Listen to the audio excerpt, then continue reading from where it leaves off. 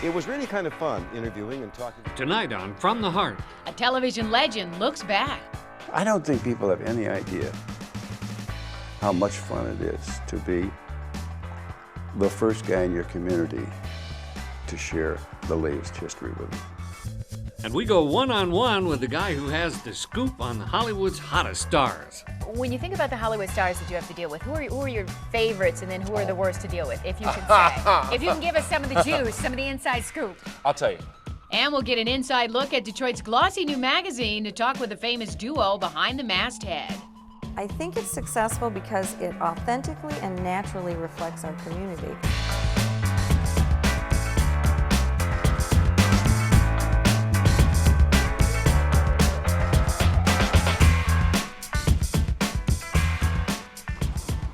Hello, everybody, from the heart of downtown Detroit. Welcome to another edition of From the Heart. I'm Erik Smith. And I'm Carolyn Clifford. We're smack dab in the middle of beautiful Campus Marsh. It's one of our favorite spots, whether winter or summer. In the winter, you see this beautiful fountain transformed into a Christmas tree, but we couldn't have asked for a better summer day. Perfect day. We're going to shine the spotlight on some people who are very used to the spotlight tonight, the limelight. We're going to start with our old friend Bill Bonds, my colleague and buddy. Absolutely, and as a young reporter growing up right here in the city of Detroit, I mean, there was no one better than Bill Bonds. You couldn't even watch the news if Bill wasn't there. He's really an icon in the city of Detroit. He really is. He was, for at least 30 years, the king of television news. And no matter where I go, whether it's in the city of Detroit or the suburbs, the first question they ask me is, how's Billy? If I'm out in public anywhere, the first question I'm asked is, how's Bill Bonds? So how's Bill Bonds? Which one are you interested in? I'm interested in the one I'm sitting across from. Well, he's frankly pretty happy. Had some illnesses. Been sober a long, long time, which leads to some peace of mind. But once you've been in this game, and once you've had a taste of it, once you live this exciting thing called journalism on television in the community and the country that you love, that hunger never goes away. At times, he can almost seem larger than life, and then at other times, life seems so much larger than he is. Whatever it seems, Bill is at the center of it. I go through enough crap back here, I don't have to go through it with you. Well, and Senator, let me tell you something. No, let me tell you something. Let me tell you something. No, you tell yourself something. I'm tired of talking to you. Okay, fine. I'm tired of talking to you. See you later. Like so many of us in TV, Bill cut his first news teeth in local radio. Then in the mid-1960s, he was suddenly summoned to his ordained calling in television. Bill Fife told me, Our boss, the guy that really put us all together and hired me then. over my objections, incidentally. Probably. And probably Ed Hardy. You're not the first treacherous guy who's been in this house, and you won't be the last. It's the absolute truth. He told me, Bill Fife came to me, he said, I think I'm going to hire Bill Bonds. I said, you can't hire him. He said, why? I said, he's an arrogant, pompous, ego-driven pain in the... But very bright and very attractive. But very bright and very talented. He said, well, I'm going to hire him. And if he has a burden, it's humility, right? Okay. That's right. For 3 decades, Billy was us, you and me, and Channel 7. With his God-given gifts of intellect, style, passion, compassion, and an unfettered ego, he was the man about our town. Fact is, there were a lot of sick, vicious wackos in America. Night after night, we were... It was awful easy for me. Hell, I never took a television course. I could always tell a story, tell a joke. No an accent, what can I tell you? You're natural. It was easy. Yeah. Well, you loved it, too. Yeah, that's the thing that people...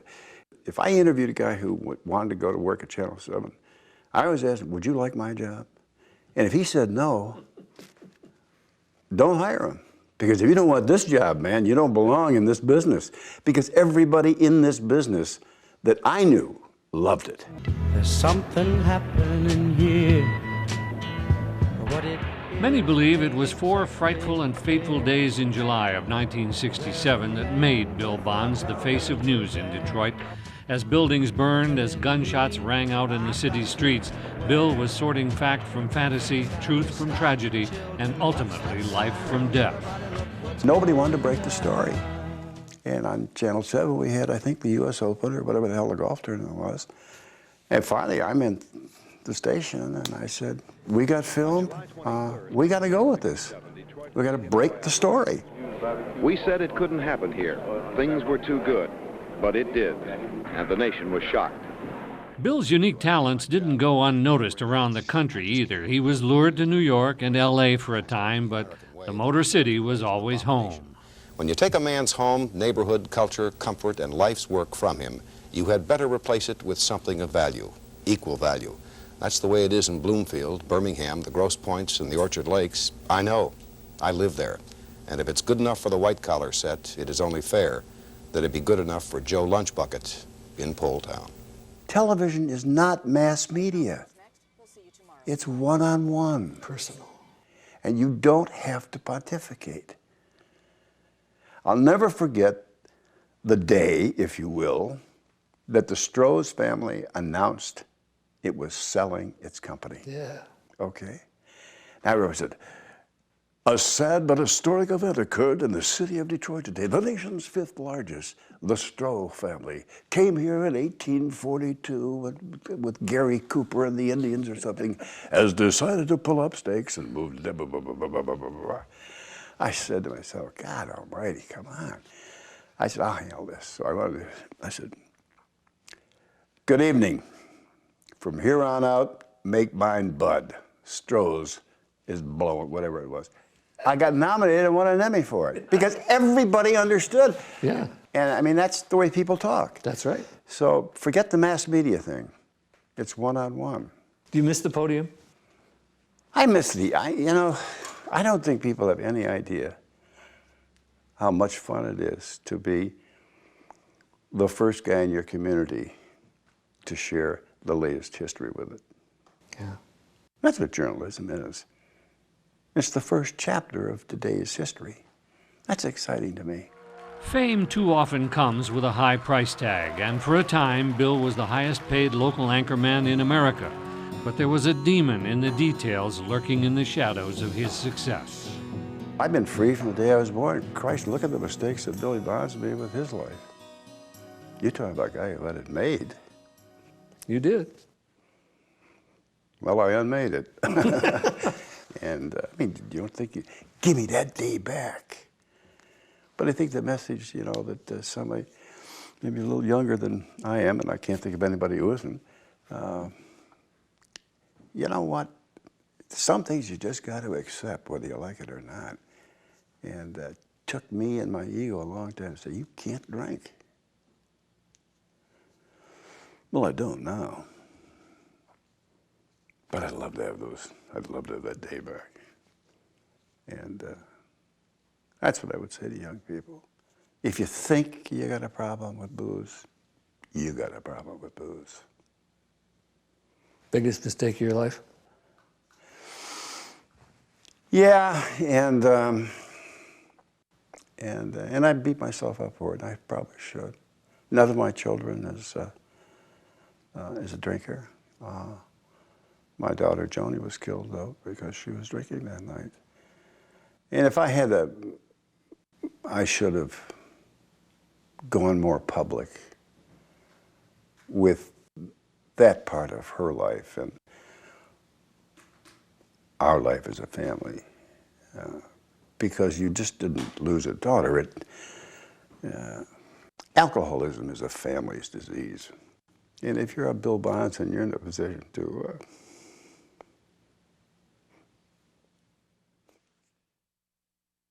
Through it all, Bill has always been there for us. Through his personal tragedy, through jokes about his hair, his verbal jousts with the high and mighty, and even that fabled fistfight challenge with his honor. Well, challenged Colma to a fight, because I might have had a couple of pops that night, and thinking it up, but it went through the producer, okay, and it was fine. I didn't get fired for it. I got held an idea, and he laughed about it. He said, you know what, Billy? We got something in common. We're both crazy sons of bitches, but you're a little crazier than I am. The MTV generation may not remember Bill in his heyday. They may know him only as the guy announcing the furniture sale or the lawyer's 1-800 number. But don't think for a minute that the passion for the news doesn't burn heavily in Billy's heart every day.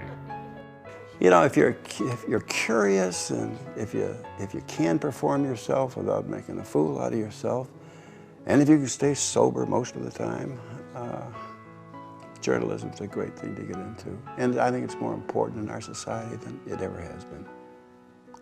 We've taken freedom of the press for granted, but it is one of the most important parts of this equation called democracy, freedom, and pursuit of happiness. I think that's a wrap.